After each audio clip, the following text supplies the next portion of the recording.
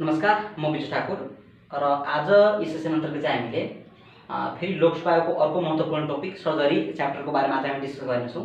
सबभन्दा पहिले चाहिँ के बुझ्नु पर्यो भनेर सर्जरी वर्डै बुझ्नु पर्यो। सर्जरी चाहिँ के हो भनेर त सर्जरी पनि एउटा it is the branch of medical science which is use to treatment of पेसेन्ट्सको डिजिज छ, डिसअर्डर छ, इन्जुरीहरू छ, तिनीहरू ट्रिटमेन्ट गर्नको लागि युज गरिन्छ। तर by cutting and manipulating specially with instrument, अर्थात् के छ भनेर इन्स्ट्रुमेन्टले चाहिँ कट गरेर म्यानुपुलेट गरेर चाहिँ पेसेन्टलाई ट्रिटमेन्ट गर्ने हो। अरूमा चाहिँ के गरिन्छ नि, औषधि दियो, मेडिसिनहरू दियो, चाहिँ ठिक गर्ने हो। तर यसमा के गरिन्छ भने चिरफार गरेर चाहिँ पेसेन्टलाई ट्रिटमेन्ट गरिन्छ हो। यो चाहिँ सर्जरी छ। यो जुन सर्जरी छ हामीले पढ्नुपर्ने, त सर्जरी पढ्नुभन्दा पहिले चाहिँ हामीलाई सर्जरीमा सोध्ने केही टर्मिनोलोजीहरू छ, त्यो चाहिँ हामीले बुझ्नुपर्ने हुन्छ। त सबभन्दा पहिले यसको जुन टर्मिनोलोजी छ यो चाहिँ कसरी बुझ्न सकिन्छ, यसमा चाहिँ बुझ्नुपर्ने टर्मिनोलोजी छ। सबभन्दा पहिले चाहिँ इन्फेक्सन भन्नुपर्छ के हो, इन्फेक्सन, इन्फ्लामेसन, ब्याक्टेरिया, सेप्टिसेमिया, टक्सेमिया, पाइएमियाको बारेमा बुझ्नुपर्ने हुन्छ हो। यो यस्ता टर्महरू छ जुन चाहिँ पछि फेरि यो पढाउँदाखेरि बिचमा आइरहेको हुन्छ। र यो जुन छ यस सर्जरीलाई चाहिँ हामी एकदम याद गरेर गर्नुपर्ने कुरा छैन, यसलाई चाहिँ कन्सेप्ट बनाएर बुझ्नुपर्ने हुन्छ। सबभन्दा पहिले चाहिँ के छ भनेर सबभन्दा पहिले बुझ्नु पर्यो इन्फेक्सन। इन्फेक्सनको अर्थ के हुन्छ त, इन्फेक्सनको अर्थ के हुन्छ भनेर कि इन्ट्री और multiplication of micro organism, entry हुनु र multiplication of micro organism in our body. हाम्रो बडीमा चाहिँ माइक्रो अर्गानिजमको इन्ट्री हुनु र त्यो चाहिँ पछि गएर फेरि मल्टिप्लिकेसन गर्नु भनेको के हो त, त्यो इन्फेक्सन हो। हामीले यो बुझ्नुपर्ने हुन्छ। अब अर्को वर्ड छ इन्फ्लामेसन।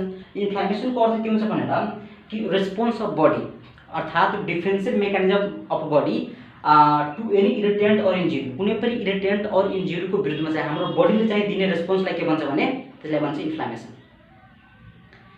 इन्फ्लामेसन जब हुँदाखेरि यसको साइनहरू आउँछ, अर्थात् यसलाई साइन, यो 5वटा साइन हुन्छ। यो साइन चाहिँ कसरी याद गर्न सकिन्छ भने यसको एउटा निमोनिक जस्तो गर्न सकिन्छ। कुनै पनि व्यक्तिले चाहिँ एक झापड दिँदाखेरि गालामा के कस्तो साइन सिम्टम देखिन्छ नि, त्यो सबै चाहिँ युज गर्न सकिन्छ। जसरी मानौँ कुनै व्यक्तिलाई एक झापड हान्दाखेरि के हुन्छ देखिन्छ भने त्यहाँ चाहिँ अब हिट हुन्छ, तातो फिल हुन्छ, त्यहाँ लेखिदिनुहोस् हिट, जसलाई हामी कलर पनि भन्छौँ। त्यसपछि के हुन्छ भने त्यहाँ रेडनेस आइहाल्छ, जसलाई हामी रुगर पनि भन्छौँ। त्यसपछि त्यसलाई के हुन्छ भनेर त्यहाँ पेन हुन थाल्छ, त्यसलाई हामी डलर भन्छौँ, टेन्डरस हुन्छ। अब चाहिँ के छ भने त्यहाँ स्वेलिङ भइहाल्छ, त्यसलाई हामी ट्युमर पनि भन्छौँ। र त्यहाँ त्यसलाई के हुन्छ भने फङ्सन लेस हुन्छ, त्यसलाई सुन्निएको जस्तो फिल हुन्छ, अर्थात् के हो भने त्यो फङ्सन लेसिया। यसरी हामीले यसलाई साइनले याद गर्न सक्छौँ नर्मल तरिकाले। ठिक छ। अब चाहिँ यो बुझिसकेपछि अब चाहिँ के बुझ्नुपर्ने हुन्छ भने म्यानेजमेन्ट अफ इन्फ्लामेसन सोधिन्छ कहिलेकाहीँ। त्यो इन्फ्लामेसनको म्यानेजमेन्टमा सोध्यो भने चाहिँ हामीले के ठेगाना गर्नुपर्ने हुन्छ भनेर कि यदि केबाट भएको छ, यदि मानौँ चाहिँ कुनै सर्टेन हाइपर सेन्सिटिभिटी रिएक्सन भएको छ हाम्रो बडीमा चाहिँ एन्टी हाइपरटेन्सिभ ड्रग दिइहाल्ने, यदि चाहिँ ब्याक्टेरियल इन्फेक्सन छ भने एन्टिबायोटिक दिने, यदि भाइरल छ भने एन्टिभाइरल दिने। जेबाट भएको छ त्योबाट गर्नु पर्यो, बेड रेस्ट गर्नु पर्यो, प्रिभेन्टिभ फ्लुइड खानु पर्यो। यसरी चाहिँ हामीले मजाले यसलाई म्यानेजमेन्ट गर्न सक्छौँ इन्फ्लामेसनलाई। हामीले यो बुझ्नुपर्ने हुन्छ। तर अब यो हामीले यो बुझिसकेपछि अब चाहिँ के छ भनेर इन्फ्लामेसन बुझिसकेपछि अर्को हामीसँग अर्को जुन टर्म छ त्यो छ ब्याक्टेरिमिया। त ब्याक्टेरियाको अर्थ के हुन्छ भनेर कि हाम्रो ब्लड स्ट्रिममा चाहिँ ब्याक्टेरियाको इन्ट्री हुनु र स्प्रेडिङ हुनु।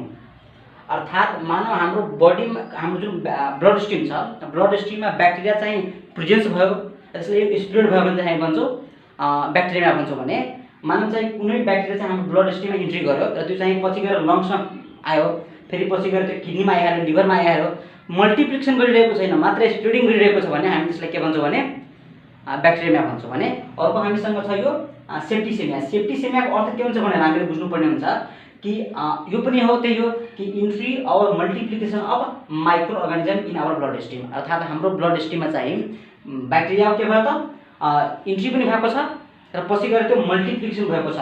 2बाट 4, 4बाट 8, 8बाट 16, 32, 64 हुँदै चाहिँ हाम्रो बडीमा चाहिँ फेरि बडी फैलिरहेको छ भने त्यसलाई हामी भन्छौँ सेप्टिसेमिया। यो ठेगाना गर्नुपर्ने हुन्छ। अर्को जुन वर्ड छ टक्सेमिया। त टक्सेमियाको अर्थ के हुन्छ भनेर द प्रेजेन्स अफ टक्सिन और spreading of toxin after the site of inflammation to blood stream. अर्थात् के छ भनेर जुन ठाउँमा इन्फ्लामेसन भएको छ नि हो त्यो ठाउँदेखि लिएर चाहिँ टक्सिन ब्लड स्ट्रिमसम्म चाहिँ फैल्नलाई चाहिँ के भनिन्छ भने त्यसलाई भन्छ हामी टक्सेमिया। हामीले यो बुझ्नुपर्ने हुन्छ। अर्को चाहिँ के बुझ्नुपर्ने हुन्छ भनेर कि पाइएमिया। पाइएमियाको अर्थ के हो भनेर कि पस प्रेजेन्स इन ब्लड स्ट्रिम, अर्थात् ब्लड स्ट्रिममा चाहिँ पस हुनु चाहिँ के हो भने पाइएमिया हो। हामीले यो बुझ्नुपर्ने हुन्छ। र टर्मिनोलोजीको बारेमा चाहिँ मजाले यसरी कन्सेप्ट गर्न सकिन्छ। अब चाहिँ के छ भनेर सर्जरीको जुन टपिक छ यो लामो टपिक छ। ठिक छ। यसलाई हामी पार्ट बनाएर पढ्ने हो। सबभन्दा पहिले आज हामी पढ्छौँ हेमोरेजको बारेमा पढ्छौँ। हेमोरेज त जुन हेमोरेज छ त्यो हेमोरेजलाई हामी सबभन्दा पहिला साधारण भाषामा भन्न सक्छौँ कि रगत बग्नु अर्थात् भन्छ ब्लिडिङ भन्छ हामी हेमोरेजलाई हैन। र यसलाई साधारण डेफिनेसन कसरी दिन सकिन्छ भने loss of blood from blood vessel, अर्थात् हाम्रो ब्लड भेसलबाट चाहिँ ब्लड लस हुनु भने के हो त त्यही हेमोरेज हो। यो हामीले बुझ्नुपर्ने हुन्छ। यो जुन हेमोरेज यसको सबभन्दा इम्पोर्टेन्ट छ क्लासिफिकेसन। क्लासिफिकेसन हामी के गर्न सक्छौँ भने हेमोरेजको जुन टाइपहरू छ यसलाई चाहिँ 3 तरिकाले गर्न सकिन्छ। एउटा सोर्सको आधारमा, एउटा टाइमको आधारमा हामी गर्न सक्छौँ हैन। अब के हुन्छ भनेर त साइटको आधारमा, अर्थात् सोर्स, टाइम र साइटको आधारमा यसलाई 3 तरिकाले क्लासिफिकेसन गर्न सकिन्छ।